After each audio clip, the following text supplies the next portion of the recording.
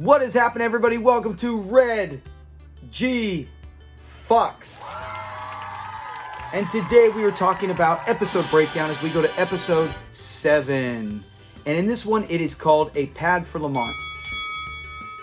It's another one like season 1. We've already heard my opinion on season 1, how it, and other commenters like Edwin Brown has made great points where they said season 1 is necessary. It's all copy from Steptoe and Son, but it sets up the relationship. And in this one, we get to see Fred show his lady skill side, I would say, as we don't get to see that too often. And you hear him talk, but now we get to see him actually be a ladies' man. So it opens up with Lamont coming home, and he's got a beautiful woman, Darlene, coming home for a date. And we already know what's going to happen, right? It's not going to take long for us to figure out they're going to get interrupted. So he's sweet talking. They start to make out and have a nice little session. Then Fred comes down and he flips the light on and he starts coming out and talking. And he's like, "What's going on?" You know how? And he interrupts them. He interrupts their moment, and you could see that it's kind of a, "All right, Dad. Hey, sorry." And he's like, "I can't sleep." And one of the top 5 funny right away we get where he's Lamont's wearing a purple ascot, and Fred's like, "What is that? You got a sore throat? You sick?" And he's like, "It's called an ascot." And he's like, "Oh, a little bit of honey and tea will clear that up." And it basically trying to tell him he still doesn't understand what the heck an ascot is. And even Darlene starts laughing while she's sitting on the couch. So he's like, "No, look, Dad, we got it." And Fred goes up there and he said, "Turn off the lights," and they start kissing again. And Fred continues to interrupt, turns on the light. And this is to get to the point where Samuel's, my son's, watching with me, and he even says, he starts going, "Get out of there." He can see it. Like, everyone sees it but Fred, right? We know it. Lamont sees it. Darlene, us fans are watching it going, "Okay, Fred, save it for another time. Go to bed." But he has to go in there, and then he starts saying, talking about he was watching a movie, he can't sleep, and it was The Mummy. And he's all for guys liking older women. But this was 3,000 years old, and it's just a bunch of annoying facts. And he goes in there, and then he acts like he's going to go to bed again. And then he's like, "You know what? I'm going to make me some tea." And he goes to make tea, and Darlene gets in her mind, she's like, "Hey, you know what? We're not going to have any privacy." And she's waiting. And Lamont wants to keep his motor warmed up, and it still doesn't work out. And you need to get your own apartment. And that's what this episode is all about, is where Lamont's like, "Hey, you do need to get your own place." You wouldn't think so. And I'm telling Samuel, I'm like, "What? He's got his own room." If you go to your own room, that's one thing I never get in the show throughout the series is whenever Lamont would have a lady come in, he never goes to his room. He kind of chills on the couch. Maybe he wants the bigger environment. Maybe he's got a small room, right? We don't really see it that often other than when Grady stays with him and you just see the scene in the bed. So, but he should have probably went to the room. He doesn't. He stays down there, and his dad continues to interrupt him. And Lamont's like, "Let me go straighten it out." And he goes in there and he tries to straighten it out, and you can hear them, the classic, as soon as the door closes, Lamont and Fred, blah, blah, blah, shouting back and forth, and she takes off. So now he's had it, and he tells his dad, "That's it, I'm out of here, I'm moving out." Fred's like, "What are we gonna do with Sanford and Son?" And I'll come here and still be here in the day. We'll see each other. So it actually, and top 5 funnies when he's breaking it down, and he is talking about, I'm a 30-year-old man. What am I doing staying here? A 30-year-old man. I should be out on my own. How stupid am I all this time? And Fred's like, "You know what? Yeah, as soon as I take care of you, I raise a kid, and as soon as I get old where I'm gonna need help, you want to take off." Which is so true, but so funny. That's how society's supposed to be. Some cultures, they won't. They stay and take care until their parents are passed away. And then some, they move out. You move on, and Lamont does. And remember, we see that later on, which I love, is when he goes and moves in with Rollo. And that's a classic scene in that one where he's like, "Most cats cut out when they're 16 or, 18, whatever." Rollo's young, pricey. He's all, "How old are you?" He's all, 30. But he's still living at home. So that was a good scene in that one, but then also in this one. So Lamont goes on, he gets his own place, and it's not all it's cracked up to be. And what's comical is that, like I said, we get to see Fred as Lamont's out and gets his own apartment. As soon as he's there, he's on it, as he should be. He's excited. Who's my lucky girl? And he whips out his book and he starts calling. He calls Darlene, who starts it all. No answer. Then he starts calling other people, and it's just not working. It's striking out, and then he finally gets a date with one. Meantime, we go to Fred, and he's got a beautiful lady over, and he's hanging out, and he's having a good time, and we get to see how comical he is. And a top 5 funny is when she's like, she never came around with Lamont because it's almost like she doesn't want to feel like she's trying to take Lamont's mother's place, which is understandable. And Fred's like, "That's true. He doesn't need another mommy, but I need another mama." And the way he says it, she starts busting up. It's a great line by Fred, and it shows the character development of how much of a ladies' man he actually is. And it was good. It's good, like people have said. This season 1 is classic, and it's great setup. To me, it's some of the best story throughout Sanford and Son, as opposed to a lot of one-liner comedy gags that we see later on in season 3, 4, and 5. But great scene right there as he does that. And it turns out Fred had a great evening, right, with the lady. So it's actually the reverse effect. Lamont goes out, and then we cut back to Lamont. And he's waiting, and who was his date? Was it Joan? Joan. I thought it was Joan. I could be wrong, but she ended up calling and saying, hey, she can't make it. And Lamont's pissed. He's like, hey, you think you could have called and told me this before? Because Lamont's ready. He's got the candlelight. He's all prepared. And he bombs. So for the first evening on his own, Lamont absolutely hates it and bombs out. It's not all he thought it would be. While Fred is actually having a great time, and he's pooped, exhausted, had a lady over. And then they see each other the next day, and Fred's like, man, I had a great... And he's not bragging. He's just like... He's assuming Lamont had a great time. And he's like, you know what? It's great. I got a lady over. You had a lady. And Lamont, of course, yeah, I know how it is. So we get to the next night, or the next time we see it, and he's got Darlene over. Now he can get down to it. She likes the place. He's showing her the place. Everything's going great. And the landlady comes in. It's after 11, and it's Donna, Lynn Hamilton, who plays Donna, pretty soon coming up. But she comes in and she's like, no women of the no people of the opposite sex. You're not gonna have any ladies in here after 11. And she throws her out. And Lamont's like, who are you, dude? And they start totally verbally fighting. And she blows on his candle. He's like, don't be spitting on my candle. Who the heck are you? And she's like, not anymore. Get out. She's throwing him out, and she takes off. And he turns around and he finds once again Darlene gone. So poor Lamont. You feel bad for Lamont. To me, at this stage, I would be like, find another apartment. I mean, I guess go home for a little bit. And maybe that was his plan. Go home for a little bit, find another apartment, somewhere maybe where they're not going to have those rules. Maybe get a guy landlord who's not going to be so strict, and hopefully not peeping through the keyhole as Fred has done in the past. But he does, and he comes home, and then Fred comes home, and he's like, is that you, son? And he's like, why are you here? And he goes, are you coming back? And Lamont's like, well, what are you doing? He's like, oh, I just came through from a date.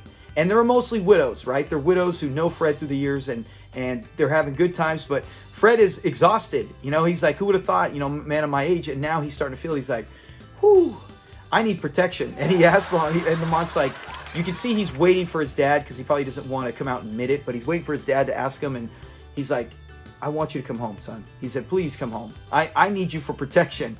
And he's like, all right, I'll come home, Dad. And he said, what about my privacy? And Fred's like, I'll give it to you. I'll give you privacy. They come to an under agreement, and he does let him come home. And it ends well like that. And then at the very end, we get to see Darlene, Lamont come in with Darlene again. And it's almost identical to the opening scene. And you're thinking, okay, and this is a top 5 funny. This one, I probably had 3 or 4 top 5. I couldn't even come with top 5 that actually made me bust up laughing. Still a great episode. But I didn't find scenes where I was just like, dying hysterically, which usually is a trademark with Sanford and Son when I watch it. But he did is when he's sitting down and they're flirting and playing around, having a good time. And someone just closed my door. Why? And so they're playing around, and she's like, I'm hungry. And we saw what happened earlier when Fred was in there. She's, he's asking to fix food, and she didn't want it. So she's like, okay. And Lamont's like, all right, you want it? And he's going to do whatever she needs. Don't leave. I've already lost you twice. Don't leave. And he gets up, and when he goes to open the door, hits Fred. You hear Fred yell, and he hits Fred. Exactly what Lamont had said earlier. You peeping through keyholes. So Fred comes out, and it's a great scene where they kind of, everyone's kind of like, you told me, you give me my privacy. So it was a good episode overall. That is the story. Much quicker today. Like I said, there are episodes I could probably talk for 20 minutes. Not that anyone wants to hear it, but it's fun to share funny scenes. It's fun to hear the comments in the community section about their favorite episodes or their favorite scenes. This one was memorable because the introduction of Lynn Hamilton, not as Donna, but still we get to see her. And it's just good. It's just good to see the setup, like we said, the character development of Lamont, who's kind of a ladies' man. And now we actually get to see Fred in action as a ladies' man, which we will see later on in the show. But that is it for a pad for Lamont. Now, let's get to fun facts. Fun facts, there's only a couple. Number 1, we already know, but still, I'll say it. Lynn Hamilton's first appearance in Sanford and Son history. So episode 7 was the first time we ever got to see Lynn Hamilton as a landlord. And might I say, very grouchy. She reminds me she could play a very mean, a kind-hearted woman. That's one thing I'll give Lynn Hamilton, and why my preference when it comes to Donna as not being my favorite girlfriend Fred's had, is because she, like, if you're a big fan of Andy Griffith, and all the girls that Andy goes out with, and at the end he ends up staying with Helen Crump, who was Opie's teacher. She, beautiful lady, and when she's kind, perfect. But when she gets mad or she gets jealous, she has this look of anger and this voice, and she does it so well. But to me, I'm like, man, I wouldn't want to be around a woman who's gonna snap and turn like that. And that's how Fred, when it comes to Donna, so kind-hearted. You see such good things from Donna, but when she gets jealous or gets angry at Fred, you see her, she's got that evil tone voice and got that mean look in her eye. And I'm like, Fred, get away. But this was her first introduction. And another fun fact, when Lamont calls, I had to look this up. I didn't even pay attention, but I look up sometimes fun facts. A lot of things I'll notice on my own and put it in there. Sometimes if I don't notice a lot of things, I'll look up online, hey, what's some facts we might find in here? Fun fact about this, when he goes to call Joan, he actually hits beep, beep, beep, beep, 8 digits as opposed to just 7, which means obviously he messed up, he had one too many numbers. And the poster behind Lamont's bed, I kept seeing it, I couldn't see what it said, but it's in red. I had to look that up. I was like, is that a band? What does that say? And it's perfect for the episode. It says, to know solitude is to enjoy freedom. And that fits exactly with what Lamont wants. Solitude, to left alone. And when he gets that, he gets the freedom to have whatever he wants. So great poster, perfect for this episode and for exactly what Lamont is going for in this episode. So those are fun facts. We already did top 5 funny. There was a few. Now, familiar faces, which we go through every episode. There's only one, and that was the girl who played Darlene in this episode, was Judy Ann Elder. Now, I recognize her when I looked her up. I said, oh, I know her from Family Matters. She's in Family Matters. She's also in an episode which I never watched, Desperate Housewives, NCIS, Seven Pawns. So a lot of things I've heard of and not seen her in those, but Family Matters, that was our familiar face. And in this, if you look her up and you remember her from Family Matters and other shows, she looks, I remember, that's how I remember her. I don't remember her from this, but beautiful. She is absolutely stunning. It's so cool to see these women and men as well, but a lot of times the women from Sanford and Son, when I see them at this young age and you go, hey, they look familiar.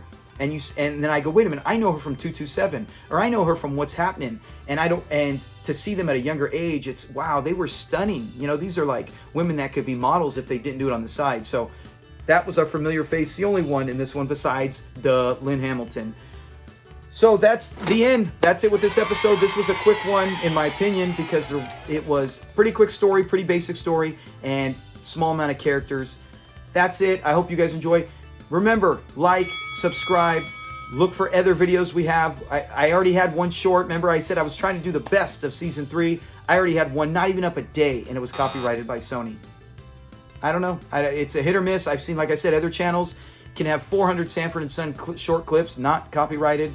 I get one up every once in a while, and it does. They go after me. So it's frustrating, but I will continue to bring stuff. Trivia. We will have another trivia question up either today or tomorrow, and I love the polls. The next episode, I'm going to make an episode on here coming up just specifically for the last poll we had, where we talked about if you were going on a show right now, America's Got Talent, and you win $1 million, would you want Bowlegs? Would you want Smiley Rogers, Bubba? And I threw Grady in there just because he's one of Fred's friends. I should have probably put Lamont, because Lamont could sing, tap dance, play the drums. He could do it all, and he could do comedy. He could be the straight man. He could do a lot of things. So I should have put those 4. But Bowlegs is winning by a bunch, and I'm okay with that, because he had multiple talents, and we see him in the episode when him and Fred sing and they dance. I also liked, my favorite would have been Smiley Rogers, because I love how he sings. I like his voice. He dances amazing in the episode he's in. So we'll talk about, I want to break that down and see the positives about everyone in that show. Grady, I don't even know how Grady gets, I think he's getting 2nd place. What does Grady do besides be funny? I never seen him do singing or dancing, so I would be shocked on that one. But I just thought that was interesting. We will have a video up soon on that. And don't forget Fun Fact Friday. Go check out last week's episode on Fun Fact Friday. It was a pretty good one. And seems like a lot of people are liking our Sanford and Son overall Fun Fact Friday, which we had a couple weeks back. So there's stuff on here for everybody from Sanford and Son, trivia, shorts, everything. So stay tuned. Keep helping the channel grow. We're almost to 100 subscribers. I hope we don't keep losing them. Every time we get to 98, we lose someone. So thanks for all you who are subscribing and watching. And if you are watching and not subscribing, what are you doing? Subscribe, because this channel ain't going anywhere but up from here. Talk to you guys later. Peace.